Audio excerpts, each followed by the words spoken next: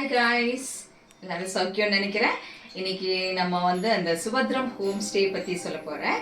எங்கே அந்த சுபத்ரம் home stay இருக்குன்னா கொல்லம், கேரளாவில் மன்ட்ரோ ஐலண்டுக்கு ஒட்டி இருக்கிற ஒரு ஹோம் ஸ்டே. அது ஒரு தரவாடு வீடு, 4 கட்டு வீடு.